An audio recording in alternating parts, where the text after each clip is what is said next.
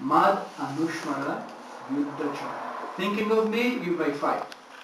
My arpitam no buddhi. If you offer this fighting to me, then you will become free from all material contamination. And this is the purport of this song. This is the same song. Now we are living in a different time to the time when Krishna and Arjuna spoke on the battlefield of Kurukshetra. There is no such division of caste as there was in those days. The different varnas, Brahmana, intellectual, Kshatriya, warrior, Vaishya, mercantile man, Shudra, working class. These four classes are all mixed up now.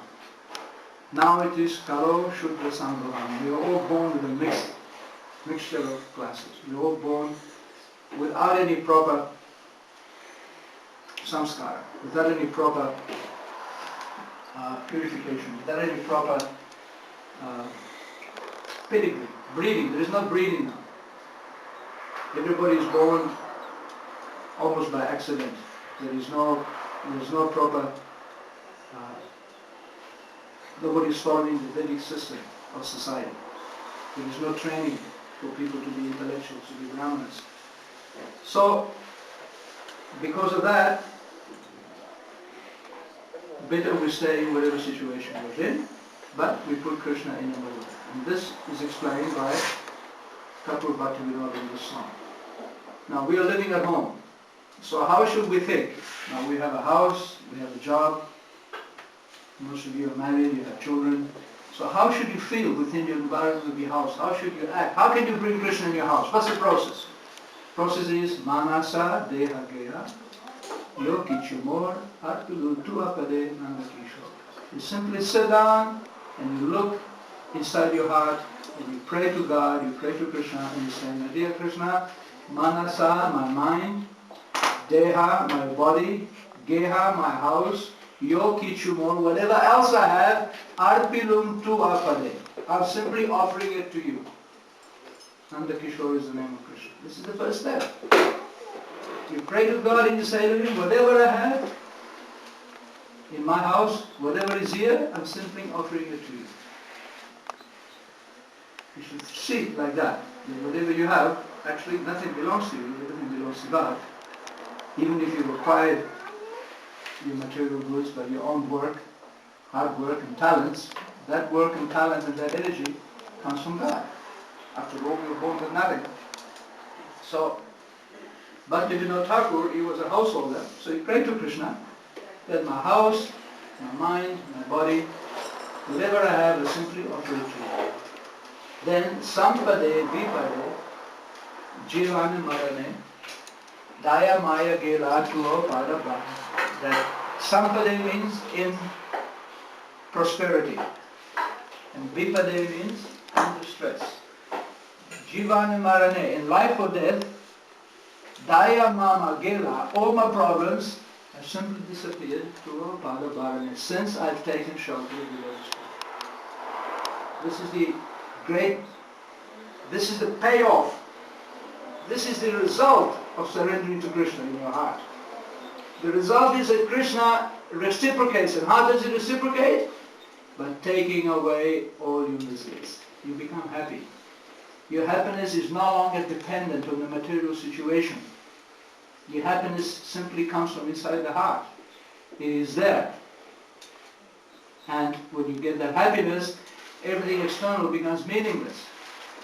The external situation is not so important. Daya Mama. Daya means problems. Mama means mind. So Daya Mama Gela is gone to our Pada Bharane. At the moment that I surrender to you. This is the prayer that Bhaktivinoda, because Bhaktivinoda was a householder, just like most of us. He had a house to maintain, he had a job to maintain, family to maintain. But this is the process he adopted to come close to God. Put him in the center of your life. Marubi, Rakubi, Jo Ichati. My dear Krishna, my dear Lord, you should pray to him and say, Marubi, if you want to kill me, that's okay. Rakubi, you want to protect me, that's okay too. Jo Ichatahar, whatever you want. Nitya dasa prati tu arika. Why? How can you say to God, you can kill me, you can protect me? It's up to you. How can you say that? On what basis do we say that? On the basis, Nitya dasa prati, that we are His eternal servants. On that basis. God is our Supreme Master and we are His eternal servants. So, yeah.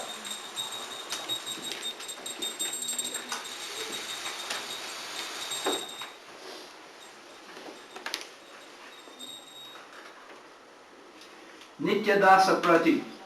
Now, what is the servant? What is the servant relationship to the master? Whatever the master wants, the servant accepts. So that faith we can develop in God.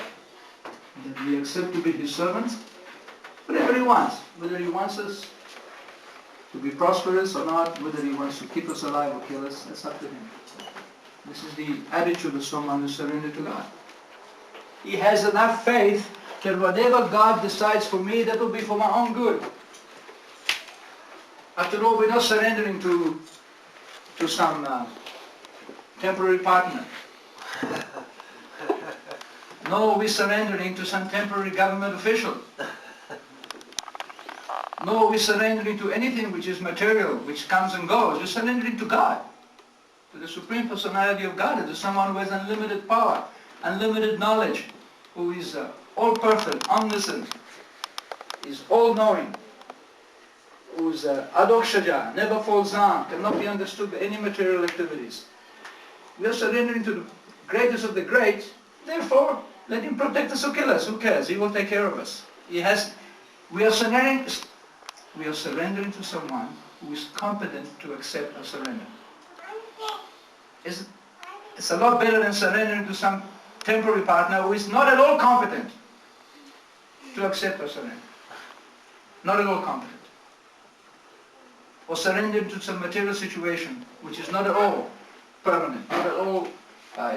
these things are called... the things that people surrender to, apart from God, are called Atma Shainyeshu. The soldiers of the soul, the soldiers of the living entity. What's the problem with this? These are the... we are all locked in a struggle, life and death struggle, okay? Don't look at me like that. It's a fact. We're all going to die. Because we're all going to die, that means we are locked in a life and death struggle. There's no other way to understand it. Okay? So we are locked in a life and death struggle. Now we're trying to protect ourselves. We don't want death to come just quite not now. Wait, maybe tomorrow.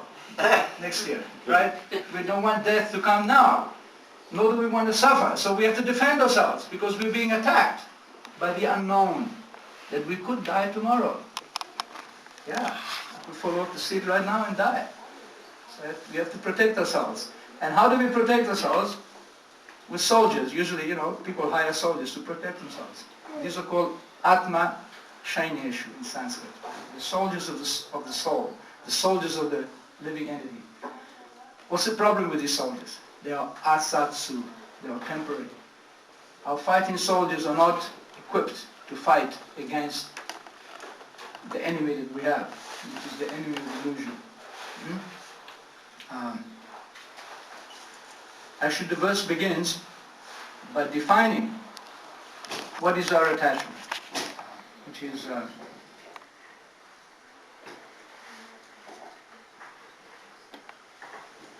Kalatra Adishu. Friendship, wife, children, family.